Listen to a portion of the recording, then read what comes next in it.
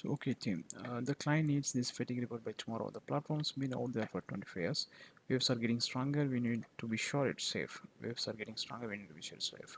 We're running the spectral fatigue analysis now. The C state data is ready. Once we have the C state data, wave spectrum is loaded and this RMS is about to be 15 MPa. What's the fatigue damage? So before we answer that, let's ask you something. Do we know how often the stress range that happens? So RMS value is 15 MPa. RMS is 15 MPa, but do we know how often 30 MPa happens stress range? That let's calculate that using the Rayleigh distribution. This is the Rayleigh distribution. Once we know the RMS value, sigma is the RMS value, then we can calculate that stress range probability. Fs is the stress range probability. F for example 30 MPa stress range. What's the probability? It's 0.09. That means 1.8 percentage of cycles that high reach that high. Okay, so 30 MPa stress range can happen like only 1.8 percentage, that much it will reach, but they cause more damage than small ones. Exactly, that's why we don't just count the waves, we count damage. Let's say S and curve n equal to this, we know n equal to k into s power minus m. M is the slope of this and curve, k is the constant input, we'll assume.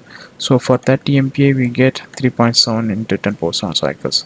So 10 power 10 k is the 10 power 12, right? So s by s is 30, so power 3, so it becomes 3.7. For 40 MPa it becomes 1.1. So let's say we have 1 million cycle. If we have 1 million cycle, 1.8 percentage or 30 MPa is 18,000 cycles.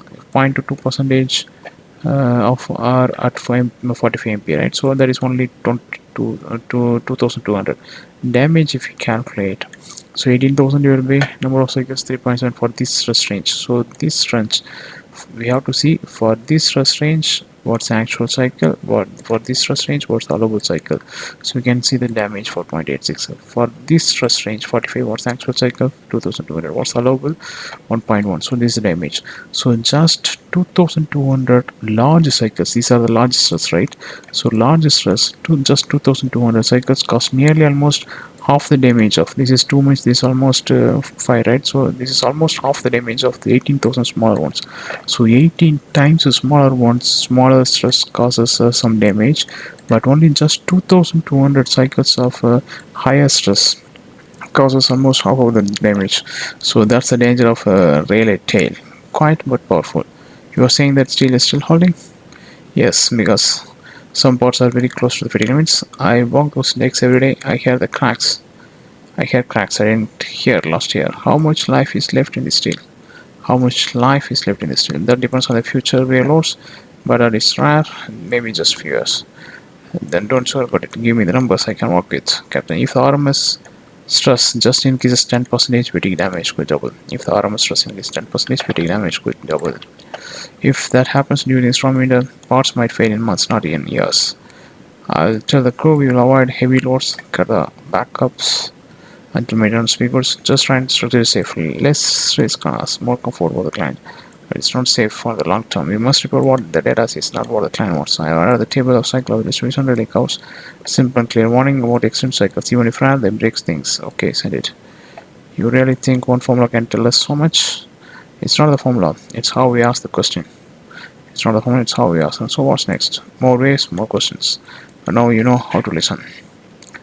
Alright, and the client needs answers. Is the problem safe or not? It's been out there for decades. Let's start fatigue.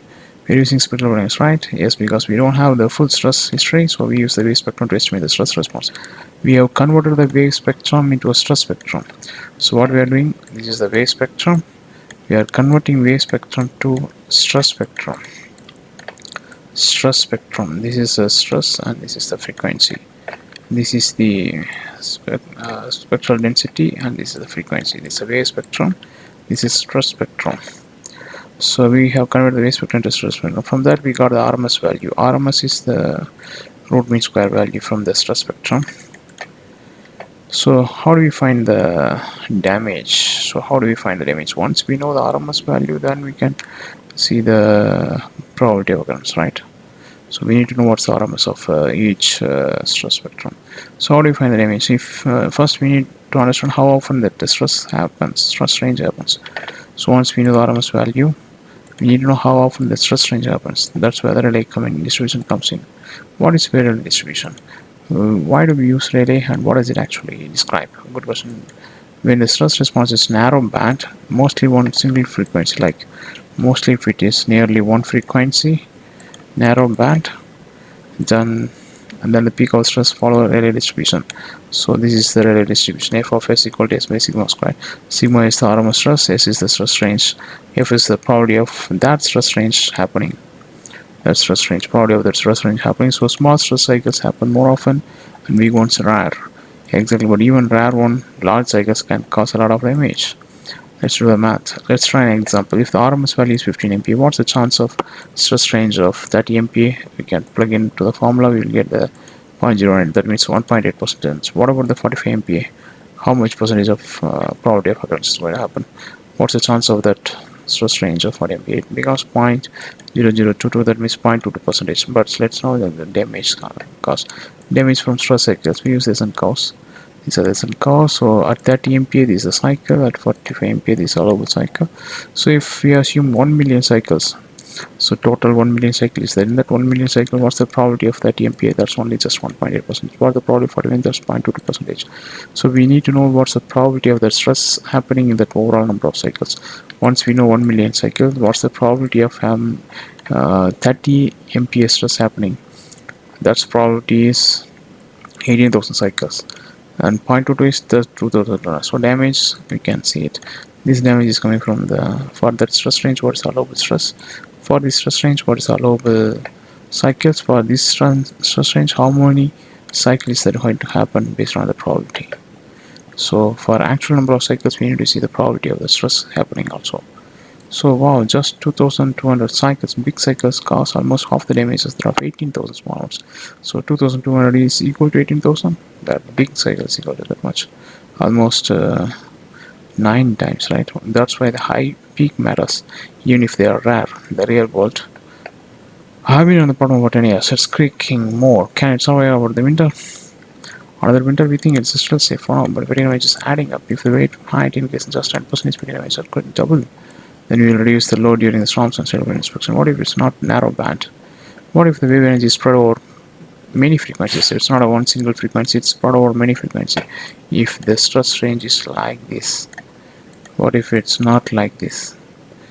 What the stress range is not like this? If the stress range is like this, the stress is wave energy. This is the wave energy. Assume this wave energy is spread over the many frequencies. This wave energy, this is wave energy. This is also wave energy. Wave energy is spread over many frequencies, then relay is not okay. It's relay is less accurate. This is accurate only if it is a single, I mean narrow band, not a broad band. So Dirlik method, jog method, other model methods we can use that capture the more realistic broadband stress. So we always check if the stress is narrow band or not first. Yes, if it's not, then we don't rely on relay alone. Alright, final report says structure is okay, but we recommend monitoring reducing and peak. I know that the formula could say more about the real life. It's not just one, it's a way to listen to stress.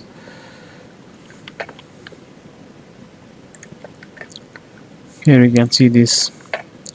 Here we can see that these are the distribution of C states. It's defined with direction and C states. So for each direction, what's the C state?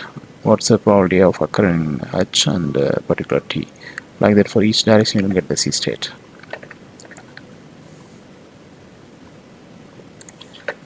Then the scatter diagram summarizes the relative occurrence rate of individual C state conditions.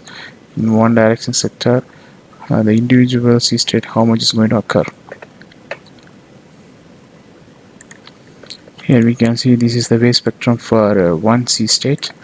One C state, the wave spectrum. Wave spectrum is frequency and the wave surface spectral density. That's the unit is meter squared per hertz. That means what? This is the wave spectral density, meter square. Water surface spectral density. So for each frequency, what is the spectral density? We will be seeing it. Then stress transfer function. Stress transfer function for one inspection point. Suppose if we have the tubular, we will be checking at 8 locations. At one inspection point itself, what is the stress transfer function at this one location. What is the stress transfer function? This is the meganewton per meter squared whole squared. Whole squared is because we are using the energy, right? Like unit amplitude, what's the response? Then for the energy we are getting square by meter squared. This is the whole square we are taking it. The stress transfer function. After that, hotspot stress spectral density. That's nothing but the multiplying E. This is C and this is D. Multiplying this one, you will get this hotspot spectral density. At each inspection point for one C state. It's for one C state. At one inspection point, we get this stress response spectrum. The same way, then here also one more stress spectrum. Here also one more stress spectrum. Like that, each location you will get one stress spectrum. And then for each C state, that's why it's a lot. And this is the probability of occurrence and stress versus number of occurrences. Occurrence of stress peaks at the inspection point. This is also at one inspection point. At one inspection, that particular stress is how much time is going to happen.